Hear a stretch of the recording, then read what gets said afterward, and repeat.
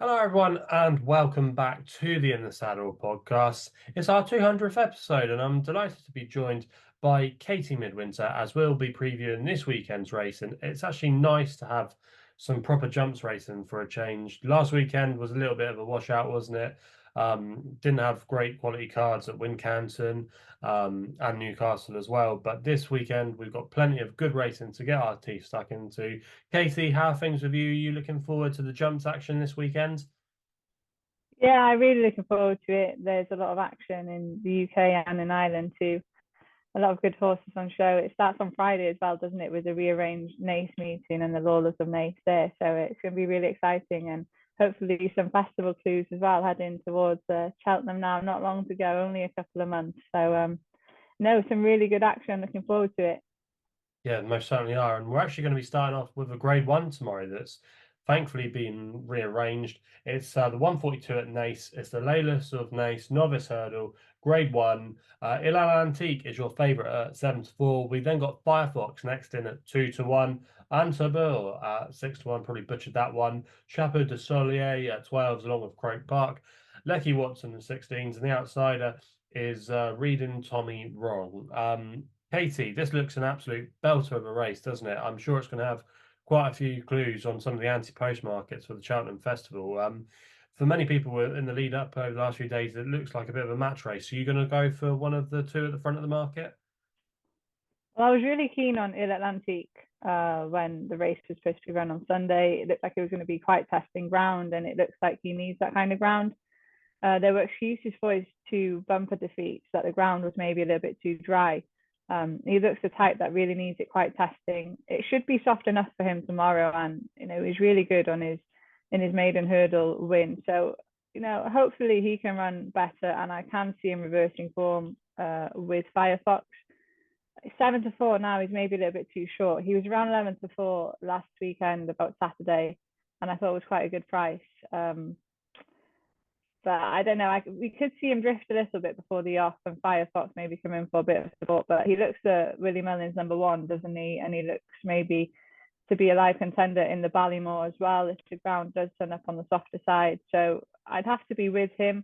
But I think there is a little bit of value each way. And Sabar is a really good horse for Henry de Bromhead. And I like Chapeau de Soleil as well. I thought he was quite big at 12-1.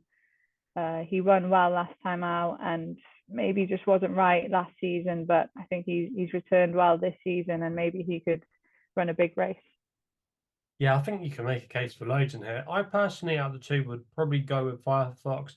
I think Ilan Antique, he's been a little bit more of a talking horse, and I'd like to see him how he's going to step up into Grade One company. Obviously, he did nothing wrong the last day, but I was just maybe not so keen on him, especially in one or two of his bumper efforts last year. I just thought Firefox had a little bit more fight, so maybe he might reverse form now that they're going to meet over hurdles. The one I did think was massively overpriced, and I'm hoping the bookies are reading Tommy wrong. I can believe he was 40-1. I know he's got to probably improve on what he showed at Cork last time out, but I think arguably his bumper form is right up there with most of these. And even his point-to-point form isn't bad behind Out of Office, who's done pretty well for Evan Williams. So I didn't think he was out of it. I just thought he was very green the last day and just was in need of the experience. And when he was joined, he did get his head down and showed a bit of an attitude. I think the step up and trip as well really suits him. He's got a family full of stairs in there, so I do think that yeah, this 2.5 will bring out more improvement. And there've been a few mentions in some of the stable tours going under the radar that they think this could be a dark horse, and I do think maybe 40-1 is a little bit of an insult. I'm definitely probably going to have a saver on him, but yeah, I think anything could win this race, and I wouldn't be at all surprised. But I just think maybe one or two at the top of the market, maybe a little bit too short. But for me, yeah, I'm staying with Willie Mullins, something that I don't often do, but I'm actually going to go with one of his outsiders for a change. What do you think to that, Katie? Reed and Tommy Wrong, does he have a chance? I think you're right in saying that any of them could win. It's a really quality field. I think Lecky Watson is a big price as well. If it turns into a bit of a stamina test, he could definitely come into play because he's a strong stayer and we know he stays further. Reading Tommy wrong, he hasn't done much wrong, has he? He's free from three under rules. So, he's unexposed, could be in with a chance. but I maybe think one of the others could be stronger than him. But you never know because it is such a strong renewal. Yeah, it's going to be a great treat to kick off the weekend. We're now going to move on to Saturday's racing now, where we're going to go to Kempton first of all. And the first race we're going to look at Kempton is the 1:30. It's the new betting race with Coral Handicap Chase, and Chanty Classico is your favourite at 4-1. We've then got Phlegmatique at 6, Gustavian at 10s, Latitude at 12s, the Rush Counter 16s, Marauder 25s, and Manila Trump is the outsider at 33-1. Katie, I thought Chicanto Classo, if I've pronounced his name correctly, butchered that one again. Chianti Classico, I think. Yeah, Chanty Classico. Always have to correct me on my name pronunciation, but I thought he was probably the one to be with. He does obviously have to give away a lot of weight to some of his rivals, but did we think he's a good thing here? I'm a big fan of his. I think he's a really nice horse. I remember backing him in the Albert Bartlett at around 66-1, I think he was. So I've always been a fan of his, and he's made a really good start to his chasing career. I think this is a bit of a trappy race, though. If he wins here, he's going to go up another few pounds, isn't he? And if the ultimate is his aim, I don't know how he's going to fare off a much higher mark. I think he's probably the best horse in the race, but as you say, he's giving away a bit of weight, and there could be one in here off a lower mark that could maybe beat him in this race. So I wouldn't necessarily be saying it's a penalty kick for him, but he should go well. He's a good jump of a fence, and he's got a good engine. So I think he'll definitely be one to keep on side this season. Whether or not he'll be winning this convincingly, I'm not so sure. But definitely, if he does go to the festival, I'd be very interested in him. Yeah, he's probably the one you could say in the race that has the most upside to him moving forward. He's the least exposed to these in the field, could be open to more improvement. I thought from a betting point of view, it was a little bit trappy. I thought if he didn't come up trumps, I just thought some of the others in behind him. Phlegmatique, yes, he's been there, got the T-shirt, has won over the course and distance, but has been a little bit, not disappointing, but it's been hard to win with. And I could see him maybe running well, but not being quite good enough. Gustavian as well.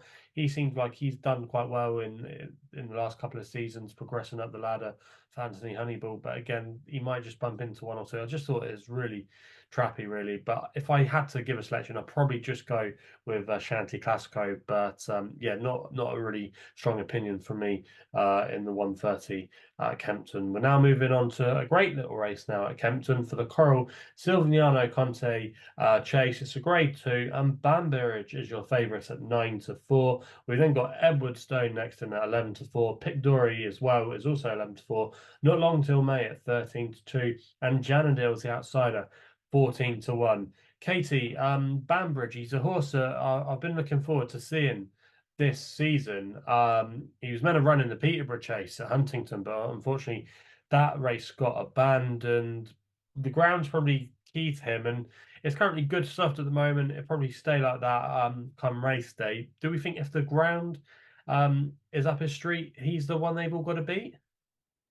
Yeah, definitely. I think the better ground will suit him. I was looking at this race earlier on, and the market couldn't split the top three, Pictory, Edwardstone, and Banbridge. But it looks like Banbridge has come in for a bit of support now, and I can definitely see the case for him. I think he is the horse in here that has the most potential at grade 1 level currently. Now Edwardstone is stepping up in trip, which I think is a wise move because he doesn't seem to have that speed to match the likes of John Bon anymore. So I'd be interested to see how he gets on, but he's maybe a horse that, I don't know, he could maybe be a little bit better with more dig in the ground against a horse like Banbridge, who I think has plenty of speed. He's run well fresh in the past as well, so I'm not really concerned about the layoff, although he hasn't been seen since he won the Manifesto at Aintree. I was there that day and he was looking really well, and he won nicely too. And it was a shame that he skipped the festival, Cheltenham, but no, he was a good winner at Aintree, and I think this race will perfectly suit him. The ground, as you say, is definitely key to him. It's on the better side now after a few dry days, so I can see him beating the others for speed in this race. I think Pictory needs to be respected. He's a really good horse at grade 2 level, but I just think Banbridge might have that edge of class. So I'd be keen to stick with him in this. It's definitely an intriguing one. You have to say that there's quite a few that you can definitely make a case for. In fact, all of them on some of their best form. I think Banbridge is interesting with the ground likely to be in his favour, and it's interesting as well that they've decided to try and campaign him in the UK. They've not really targeted any races in Ireland as of yet. So that is something to consider. Edwardstone is intriguing, I think, stepping up in trip, but Alan King's horses, they've not been coming up to scratch, in my opinion. I think there's been a few horses of their just been disappointed of late. So that would be a slight concern for me. Pig Dory, I didn't think he jumped particularly well the last day when he won at Ascot. Obviously, he's got a good record at Kempton and he'll like the ground as well. But I don't know. I don't know if I could trust him in the jumping department. I thought Not Long Till May could be a little bit overpriced. Obviously, the form maybe to somewhat an extent was maybe knocked with Stage Star not coming up at trumps at Cheltenham on New Year's Day, but he still ran a really good race in the Paddy Power to finish second. He's won going right-handed before at Musselburgh, which isn't a too dissimilar track to Kempton. So I thought a 13-2, he might be a little bit overpriced. So I'd probably just maybe have a saver on him, but I wouldn't be at all surprised if any of them could win it. I thought it was a really tricky race, but yeah, I'm just going to side with Not Long Till May, but I can definitely see the case for Banbridge. We're now going to move on to the feature race at Kempton, which is the 242. It's the Coral Lanzarote handicap hurdle. Impostoir is your 7-2 favourite. We've then got Neiman Lion at 13-2, along with Sonaginio. King Alexander next in at 9-1, and then Good Luck Charm is 14-1. Marco Gold 16s, along with Up for Parole. And bigger are the rest. Katie, this is an absolute minefield. Or is it? I know you quite like one in the green and gold colours. Tell us more. Yeah, no, I usually like to go against the favourite, especially when they're as short as Impostoir is in a big race like this where anything can happen. But I think he could be well in on a mark of 1-3-4. He's a really consistent horse. He's got 5 wins and 3 second place finishes in 8 career runs, and he was last seen rallying in the closing stages when finishing second to Lucia Ascot. I'm a big fan of Lucia, so I think that's a really good line of form. And I just think he could still be well ahead of his mark.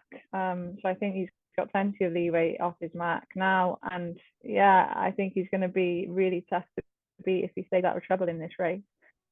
So I'm really confident with his chances actually on Saturday. Even though it is a tricky race and it's very competitive, I just think he's the best horse in it, and he's got a lot of further improvements to come possibly. He's only a 6-year-old, so I'm quite excited by him.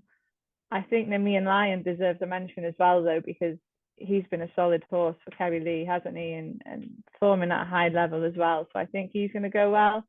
And I will also mention one from an each way angle, and it's Quinta de Mar for Ben Pauling. I backed him in the race last year, and he's on the same mark this time around with Bo Morgan taking £5 off. It was a really tough race in testing conditions last year, and only 4 horses finished. And I think Quinta de Mar had about 2 hurdles to run when he was pulled up, so he probably would have finished 5th or 6th had he carried on. But it was a really tough testing race last year. I think this better ground will be more to suit him, and he's a big price at 20-1. So I'll be keen on Impostoir for the win, but I will also have a bit of a saver on Quinta de Mar. I think he could run into the places. Yeah, I can definitely see why Impostoir is favourite. He ran a really good race Ascot last time out behind one of your favourites, Lucia. Time before that as well, we won at Cheltenham as well. And I just think if he wins this, he could maybe be a horse that could be aimed at maybe the Coral Cup. Maybe that's a race that JP likes to target at the festival, and he probably does have a little bit more to offer over this trip as well. So I think stepping up in trip is definitely a positive move. But as Katie said, there's plenty in here if you wanted to go with a few at bigger prices that you could take him on with. A few that jumped out to me. The first one being Samuel Spade for Keelan Woods and Ben Pauling. This horse, I thought absolutely bolted up when he won at Taunton last time out. I'm surprised he's only rated still 125. He seems to like these sharper tracks, these sharper right-handed tracks. tracks, probably good ground as well. He's won at Kempton as well, should be mentioned, when he won on Boxing Day as a juvenile hurdler, or the Christmas meeting anyway. So he does like it round here, and I think over this kind of trip as well, he's got a little bit more to offer. And the other one I thought was worth a mention was Wonderwall for Sean Flanagan and Peter Bowen. Interesting horse this. We've always known he's been a classy horse, was a very good bumper horse, but just hasn't, it's never really kind of clicked for him into better races over hurdles and over fences. He's combined the two. He started off the season when finishing fourth behind Ginny's Destiny at Cheltenham back in November. And he now reverts back hurdling. The last time he actually did try hurdles, he finished 13th, I think, in the county hurdles. So he does need to step up. But I thought of 128, if the ground's good, he's definitely maybe worth a small play. There has been a little bit of nibbles for him. He was 33 to 1 earlier. He's now into 22s. So there has been some money around. And probably people are seeing the jockey booking of Sean Flanagan. Wouldn't come over to the UK for too many rides. Is known as a little bit of a job jockey, it has to be said. And I do think that is definitely something to note. Why is he coming over when he could have maybe been at Fairy House on Saturday and riding a few there? So I think that's really interesting. And it's his only ride on the card as well. So there are my two against the field, Samuel Spade and Wonderwall. But you could make a case for I will mention as well, Chris, there's one in there that has done well for us in the past, and he's a very big price, and he's actually off quite a good mark. He's only £2 higher than his last winning mark when he won the Betfair Hurdle last February. Orcan Risk. Yeah, possibly. He's a big price. He's a big price, but I'm just not sure if he would stay the trip. And he does have to carry a big weight. That's all my concern with him. I wonder if the plan is to go back to the Betfair hurdle. Could be. Yeah, maybe. But I think he's off a decent mark. If he could carry the weight and stay the extra distance, he's off a good mark. He's a big price. Yeah, he's definitely a big price, and he likes it round Kempton as well. I think he's a grade two. I think he won the Dovecot, the grade two novice hurdle. I remember fancying him and tipping him up that day, and he did well. But I don't know, maybe he's just off a bit of a big weight, and over this trip as well, I just have my doubts. And there's probably going to be a lot in here. Want to go to the front as well. It might be best for patient tactics, because they're probably going to go hard. I remember the year that Paul Callahan was on the podcast and he napped Boreham Bill at 66 to 1.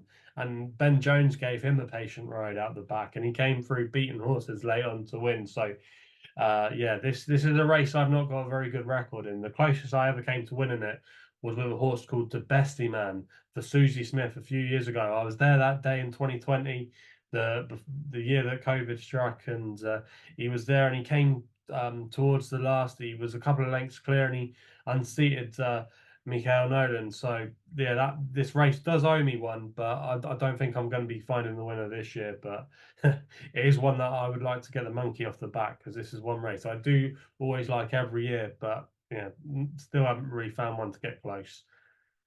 It's a tricky one because it's so competitive, isn't it?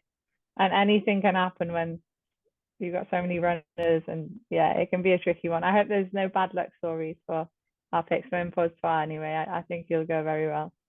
Okay, so Katie's going to stick with the jolly. Sometimes it's best to keep it simple, and to be fair, I can see why. So in post-wire, it's for Katie. But yeah, so that is our thoughts then on the card at Kempton. We're now moving over to Wetherby now, to their feature race, which I was a little bit surprised at, because this race, I'm pretty sure, used to be run over 3 miles, and now it's down to 2.5 miles. So yeah, a little bit of an odd one there, but it's the 110 at Wetherby.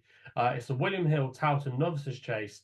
It's a grade 2 contest, and Colonel Harry, I'm surprised to see, is as sure as even money. He is your favourite there. We then got Trelawn next in at 10 to 3, or 100 to 30, as some people like to call it.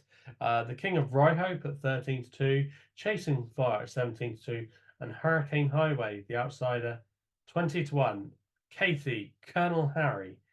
I'm not sure about this step up in trip. A lot of his family suggests that really they're 2 milers. And even though he did plug on well at the end, I did think he was a little bit short.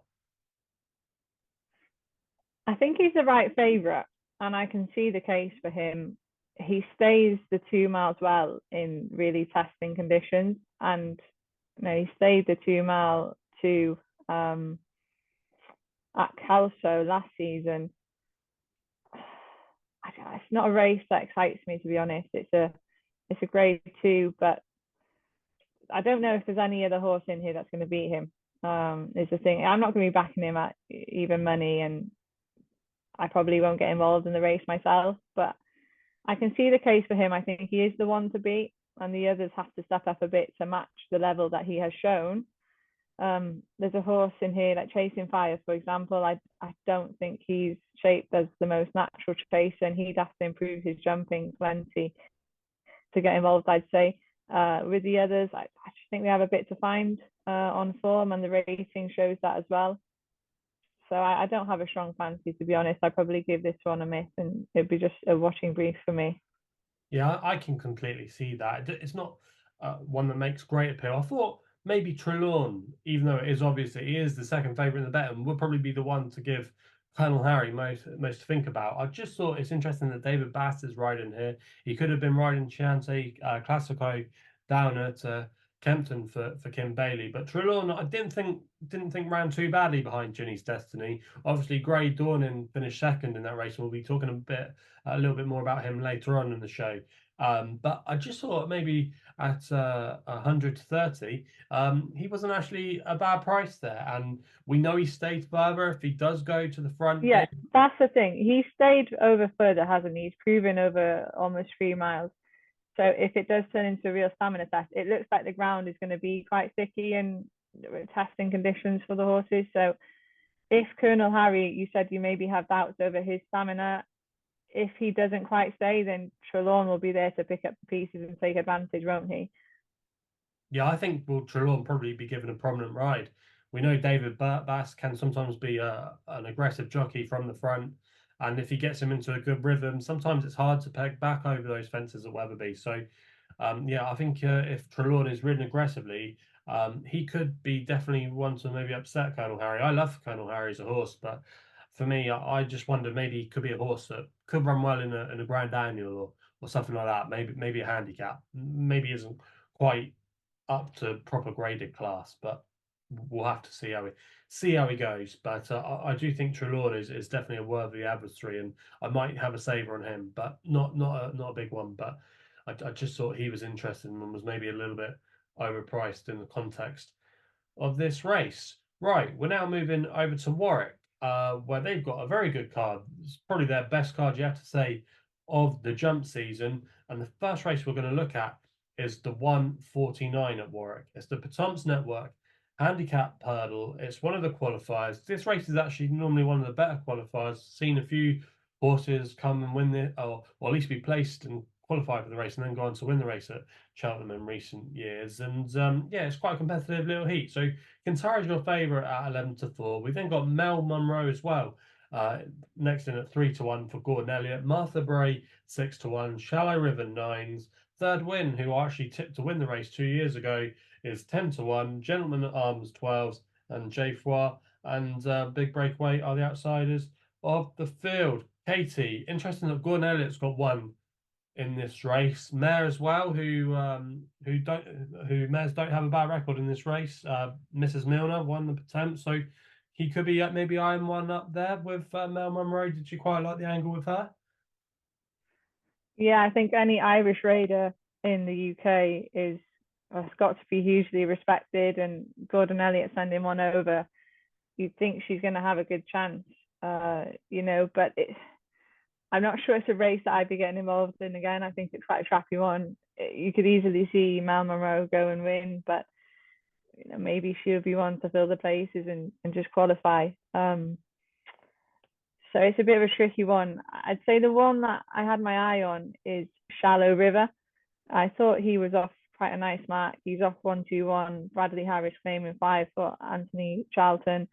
If you look back at his form, there's one piece of form that stuck out to me, and it's when he finished second at Newton Abbott in October behind Rambo T. He was only a neck behind on that day, and we saw Rambo T recently bolt up at Newbury, beating Irish Hill, who's running in the Lanzarote.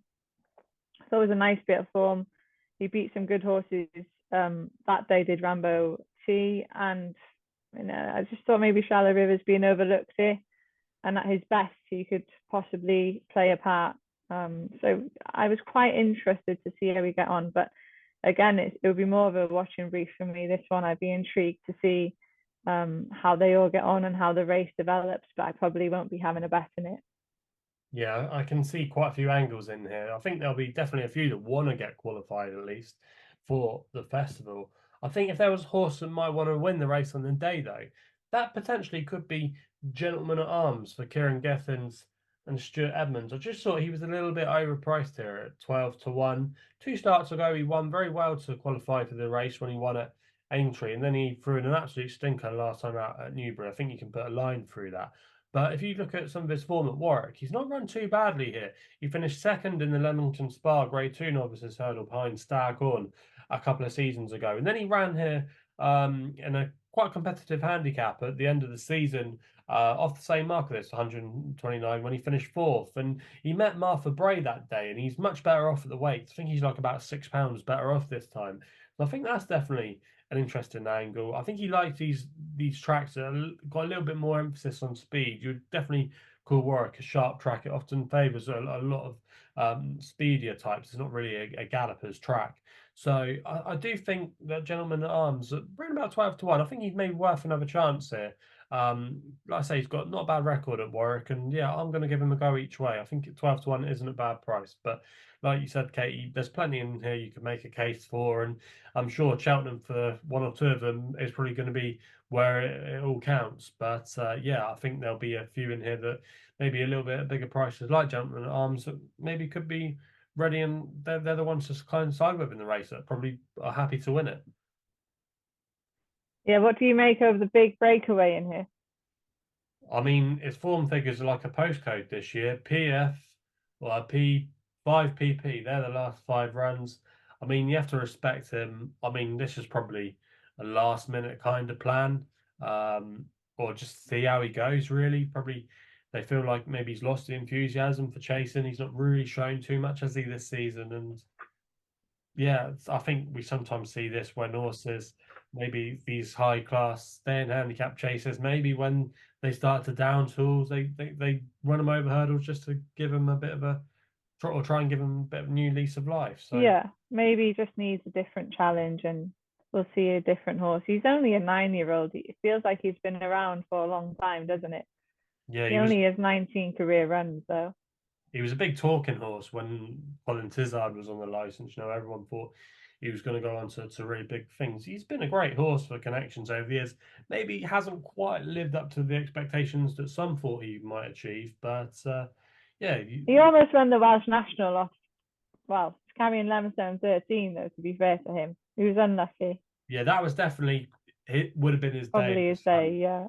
But like I say, he's still been a great horse for connections, and yeah, maybe coming over hurdles now might just spark a bit of life. But I personally couldn't have him. I'm just happy to see how he gets on. So that's the Patemps Network qualifier covered off at Warwick. We're now moving on to an intriguing race again, the 224. It's the Trusted Trader Hampton Novices Chase. It's a Grade 2 contest, and Apple Away's your favourite at 2 to 1. We then got Grey Dawn in next in at 9 to 4, Broadway Boy at 5 to 2, The Changing Man at 8 to 1, and Carbon King is the outsider at 50 to 1. Now, Katie, for many people, they're going to be looking at the top of the market, but I know there's a horse in here that you think's quite overpriced. Fire away. Yeah, I put this horse up for that valuable handicap at Haydock in around 66 to 1, and I really fancied him on that day, and he was a non-runner, which was a bit getting. I doubt he would have beaten Slate Lane anyway, but I really thought he had a good chance of making the frame at least. And it's Carbon King, and he was a non-runner there. He went to Foss Last and he run on heavy there, back over fences. He's run over fences in the past, didn't get much success. I thought he'd be one to catch in a really competitive handicap hurdle, but now we see him here in a Grade 2 over fences. So he's a bit of a long shot, isn't he? We can say that. He's a massive price and he's got loads to find on ratings. But I just think he's better than his mark of 124 suggests. If you look back through his form in Ireland at the start of last year, he beat Buddy One by 12 lengths. And Buddy One, as we know, he came over to Cheltenham in November, won well there. He's rated 152 now. He was last seen running in the Jack de Bromhead Christmas Hurdle at Leopardstown in the Grade 1 there. Buddy One's a really good horse. And to beat him by 12 lengths now, it may have been a fluke on the day, but I think Carbon King has shown enough in the past to suggest that he could be 10 to 15 pounds better than his current mark. And it is a bit of a hopeful one, but I think the fact that he was entered and declared for the race at Haydock and he's been declared here now is a sign of intent, that maybe he is better than people think and that his mark suggests. So I'm hoping he can run a big race for me on Saturday. He's 50 to 1. So again, he's a long shot, isn't he? And I guess it would be no surprise if he couldn't even get near the leading trio in here. But I just think he's being underestimated, and I'd hope he's a lot better than 124. So I'm hopeful he can put in a good performance anyway. Yeah, I actually see the angle with him. You kind of convinced me round to him after the last few weeks about talking about him, and we missed him when he came in at Fosslas at 14 to 1. Don't remind me. He slipped through the net that day, and yeah, we both of us didn't get paid out. So that's one that has definitely scarred us. But Carbon It's just King, a wonder of why would he be running in this race? yeah, Because you could see him running in a handicap off his mark now. He could exploit that mark and maybe win a nice pot over hurdles or even over fences in a valuable little handicap. But the fact that he's in here, I hope, indicates that they think a lot more of him. yeah, I can see the case for Carbon King. Why is he running in here, as you say, not in a handicap? Like, I think off a mark of 124, he could easily have £10 in hand. It's just that leap of faith, isn't it? Is he going to find £20 on ratings, which he effectively needs to probably really get involved here? But I do think he has been overlooked, and you make the case with Buddy One. And he's receiving a bit of weight as well. Yeah. So although he still has a lot to find, you can maybe look at Broadway Boy's form and think, is he a 150 rated horse? He's shown really good form, but I don't know. I'm just not sure. I'm not convinced by any of the three at the top of the market. Like Grey Dawning, I like a lot, but he needs to prove himself over the trip for me. And Apple Away is a really good mare. I mean, she beat Maximilian in the Sefton, didn't she, at Aintree? So she beat him by default. Brian Hughes, that was a terrible ride that day. Well, I rate Maximilian so highly, so if she beat him, then she has to be good. But I was at Haydock and she was very disappointing on that day. It was her chasing debut and she's entitled to improve for it, but I just wonder if she was to make a few more mistakes. And Grey Dawning as well, he was let down by a mistake last time, wasn't he? I don't think they can do that here because, as you said, Warwick is a bit of a speed track, isn't it? And the fences can be quite unforgiving. So I don't think they're going to have the time to recover if they were to make a mistake. So maybe Carbon King could just sneak into the race, and especially if the front three take each other on too early, they get racing too far out as well. Just wonder if Carbon King could sneak in there, hopefully anyway. Yeah, well, from Fosslas, from what I remember seeing of him, he jumped pretty well. So that's definitely, I think, an asset to him. He didn't look like a novice, put it like that to me when he was jumping at Fosslas, because I was literally going, please don't win, please don't win, please don't win, up the home straight. But he did. He and I think he pretty you should say, please don't win, because we had him back with him that day when I couldn't stop talking about him for the Haydock race, could I? No, you couldn't. I mean, you put him up at 66 to 1. You were really confident on him. Connections pulled off a bit of a punt before in that race. So definitely has the standout form. The only thing I would say is Adam Wedge is riding at Wetherby. I don't know if that's for his ride there in the Towton. Is it Highway Hurricane or Hurricane Highway? I can't remember that name of that one off the top of my head, but yeah, that's probably why he's running in there. But Carbon King, yeah, I really respect him. If I had to go for one at the top of the market, I probably just would go with Grey Dawning. I mean, I think you can slightly forgive him that run last time out. I'm not sure um, if he will really stay. We're yet to kind of know either way. I think you can give him excuses when he's tried 3 miles a couple of times. Yeah, I like the horse a lot, and but that's my only doubt with him. If this was run over 2-4, 2-5, I'd be keen to stick with Ray Dawning, but it's just that unknown whether or not he's going to stay, isn't it? Yeah, and I think if he gets into a good rhythm, he could be really hard to beat. He was definitely coming there to beat Jenny's Destiny, and obviously if he hadn't made that mistake, he probably would have won. Um, and he was running on quite strongly at the end. But Jess, I think he will stay. He didn't get very far when he was up against the likes of Appleway and Maximilian in the 3 mile novice hurdle at Aintree, and he fell that day.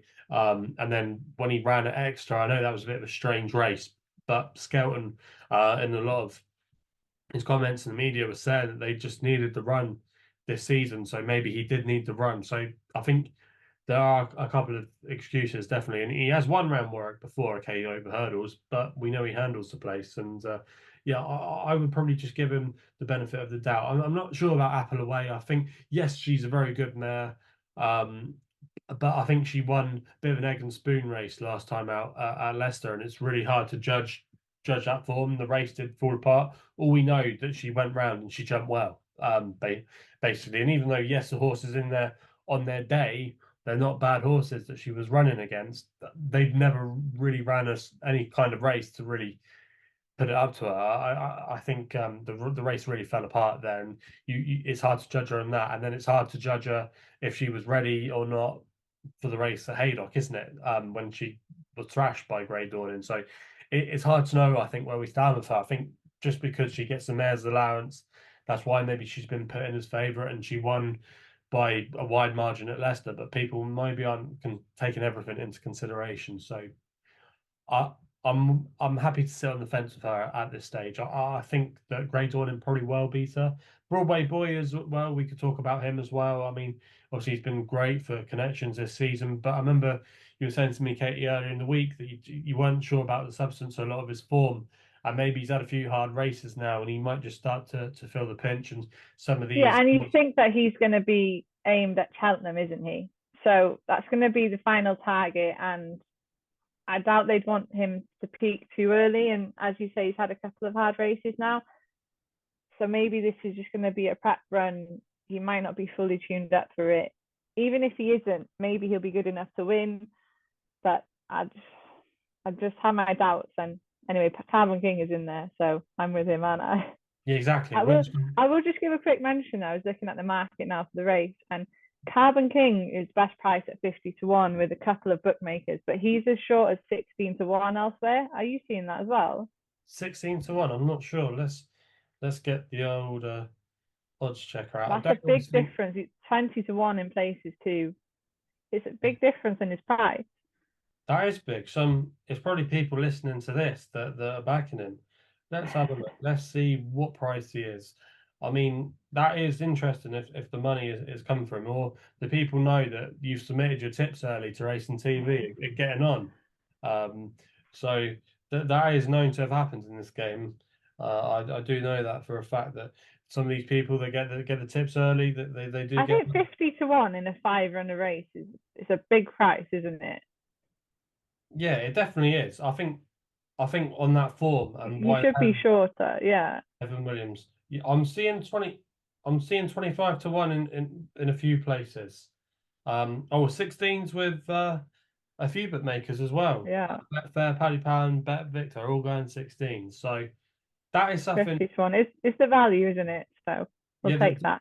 I can confirm that there's 50-1 with Bet365, Coral, and Ladbrokes at the time of recording this podcast. So there wasn't just one firm offering that. So if you listen to this and he comes in, he was available at 50-1 when we were recording him, and we're not jumping on the bandwagon. I can tell you that Katie has been going on about this horse for the last couple of months. So, yeah, for all those people that sometimes think, oh, we're just following the blue and odds checker, we're really not. So that's our thoughts then on the Hampton Novices Chase. We're now going on to the feature race at Warwick now, and this looks a real head scratcher. It's the Wiggly Group Classic Handicap Chase. Melina Girl's your favourite 5-1. We've then got Goodpan Collonge next in at 7-1, Beauport 17-2, Fontaine Collonge 9s, Gallia di Lato 9s as well, Major Dundee 10s, bigger are the rest. Katie, another tricky competitive handicap to get our teeth stuck into. But are you going to go with the favourite again, Melina Girl, a favourite of yours? Yeah, I think it's quite easy. And look, it's funny because I keep saying it to you, and when we do the podcast every week, I try and go against the favourite as much as I can. But it just so happens that I like a couple of them this week. It's still a decent price. Like I'm seeing 5-1 about Melina Girl. I think that's a really nice price for her, because if she's anything near her best, I think she just wins with ease here. She has Cornerstone Walsh aboard, Fame in 5 as well. That's going to ease her burden a little bit because she's used to carry 12 stone off a mark of 146. I think she was harshly put up £11 for that win at the November meeting, and I know she beat Cloudy Glen by 10 lengths, but I don't know, £11, it seems quite excessive. I think trainers in this country have to fear when Gavin Cromwell sends on over, because he's been in fine form in England this season, hasn't he? And I think Melina Girl was running a big race on her subsequent run last time out at Cheltenham, and she fell even with that rise in the weight. So I'm really keen on her chances. I think she's still capable of a mark of 146 now, and as I said, that £5 coming off will just help her cause. So I think she's going to run a big race, and I think 5-1 is quite generous, even if it's an each way. But if you think that horse is maybe going to be well handicapped off a low weight, but I can see her just winning this, so I'm quite confident in her chances. Yeah. Okay, I'm going to take her on with an old cliff horse of mine, Gutpan Collonge. Now, these two did meet at Cheltenham back in November, but I didn't think Gutpan Collonge, he didn't discredit himself. He's a horse that I'm waiting to have a big race in him. I've been following him since he won at Market Raisin as a 6-year-old, and I think he did really well last season. He was a bit of a baby in these kind of races, even though he was like 6, 7. He was really going through these races really well, and probably just finding a few more that had a bit more experience in these kind of races, just having the edge over him. But now he's come to the boil now, and I think there's not really too many excuses. He's been there, he's got the t-shirt now, and he should be ready to kick on.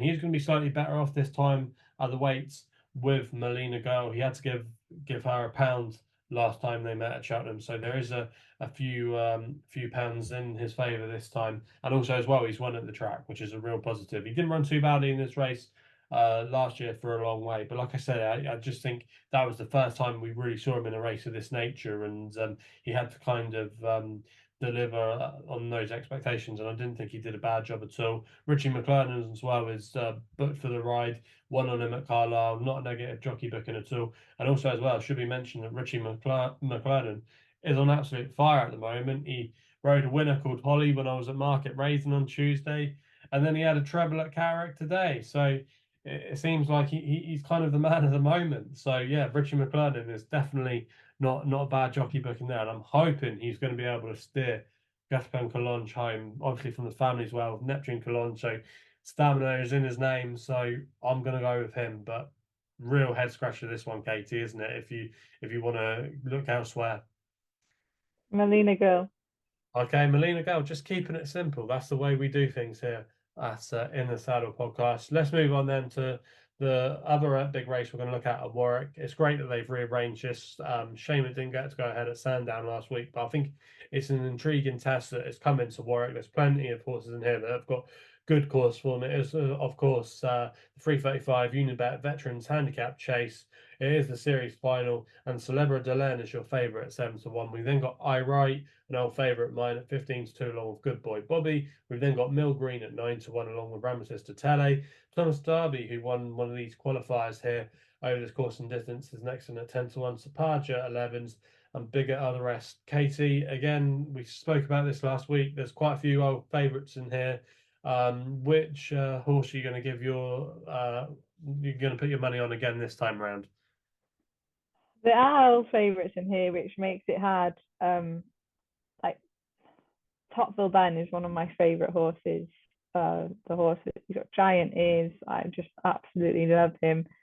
But I've been putting him up a few times now, and he hasn't quite been performing. He was better last time out, wasn't he, at Aintree? But I just don't really have the confidence that he's going to win a race. I'll be cheering him on, but I find it hard to back him at the moment. The horse that I really like in this is another old favourite, and it's Lord de Menil. I was really impressed with him last time over 2.5 at Cheltenham. I couldn't have him that day, but he was back into favouritism. He went off at 4-1 under Gavin Sheehan. I just didn't think he would sort of like that trip. I think he would have needed much further. So the step back up to 3 here, I think will really suit and makes me quite confident in his chances.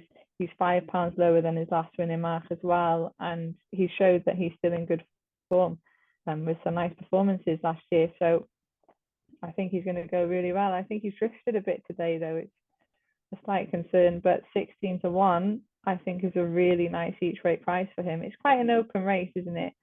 But 16-1 about Lord de Menil, I think that's a really nice price. So I'll be quite keen on his chances. Yeah, I can see the case for him there. I'm going to go with the horse that I did put up in this race last week because arguably I think he'll be suited by Warwick as well, and that is Boldmere for Brian Carver and Alex Hales.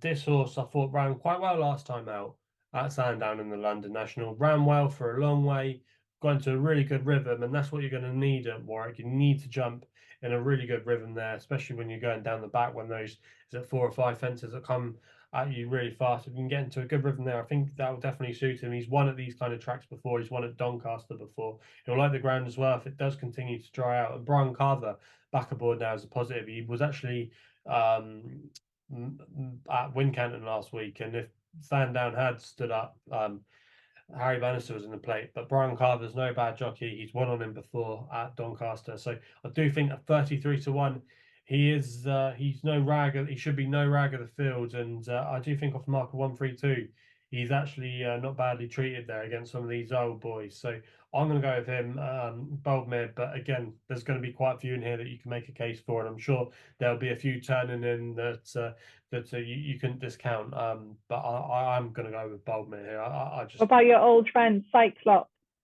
Cyclop, he is an old favourite. He's got form over the course and distance, and Ned Fox is aboard as well.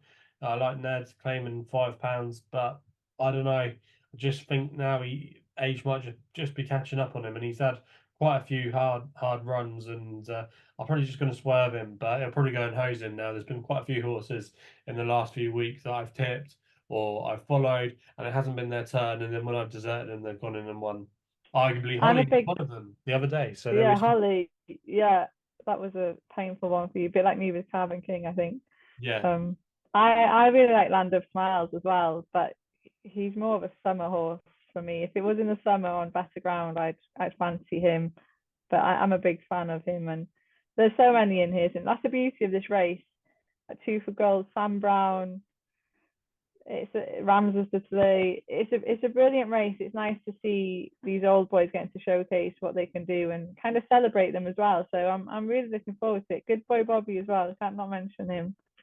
yeah, can't not mention him. Been a great servant for connections. But yeah, I would love to see numerous horses here win. I think you can make a case for many, and I wouldn't be begrudging quite a lot of these horses if they did win the race. Now that's it for the main ITV action this weekend. Katie, is there anything else the listeners should be focusing their attentions on? I know Punchestown on Sunday we've got the old Moscow Flyer, which is normally quite a good race. Impera Pass won that last year, going on to Ballymore Glory at the festival, and this is where Mystical Power looks like he's going to be going. He's your 5-4 favourite.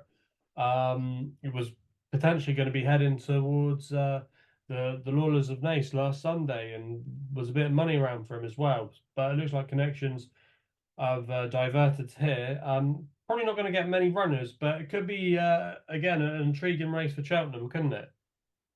Yeah, it definitely will be. It's interesting that Mystical Power has gone here instead of Naas kind of indicates that he's going to be more of a supreme horse for Willie Mullins. Like, we never know. We have to play the Mullins bingo, and I don't think anyone will know until a couple of days before.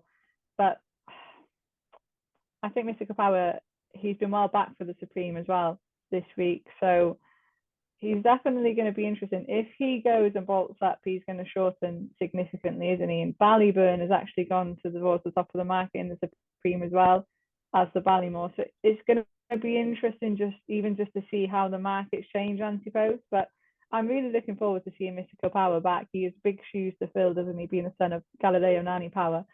So hopefully he'll turn out to be a really nice one. And I don't think there'll be much there to beat him. So he should make a winning return. I'm looking forward to seeing Blood Destiny back out as well if he is declared for the novice chase at 105 on the card. So yeah, he'll definitely be one to watch. He's got some nice form and was just a bit keen at Cheltenham for the triumph, wasn't he? I think he put a line through that, but he's done well over fences so far, and he's one that I definitely want to keep on side going forward. Yeah, definitely. I think the racing in Ireland, not just tomorrow, but Saturday at Ferryhouse looks good, and also as well at Punchestown. So definitely going to be keeping an eye on some of the Irish action. There was just one race I just wanted to talk about away from the races we just spoken about with the ITV action. Rare Edition runs in the last at Kempton on Saturday. For many people, probably could be going in here, getting out of jail. He's 11 to 8 currently for Harry Cobden and Charlie Longton. He's got that form from the course and distance when he won a Christmas meeting back in 2022. But I just thought maybe he was a little bit handicapped up to the hill. The one that caught my eye was Douglas DC for James Bowen and Tony Carroll. Was a bit of an eye catcher last time when running Ascot. Ran on into finish fourth place and was sent off 125 to 1 that day. Couldn't believe the price of that one when I was looking about this horse earlier, but on some of his Irish form, he is interesting, and I think he's a horse that maybe this isn't his day, but I think he's definitely going to get his head in front at some point, and it's interesting that they're running him here. Ascot obviously isn't a too dissimilar track to Kempton, obviously right-handed, the ground's probably going to be quite similar as well.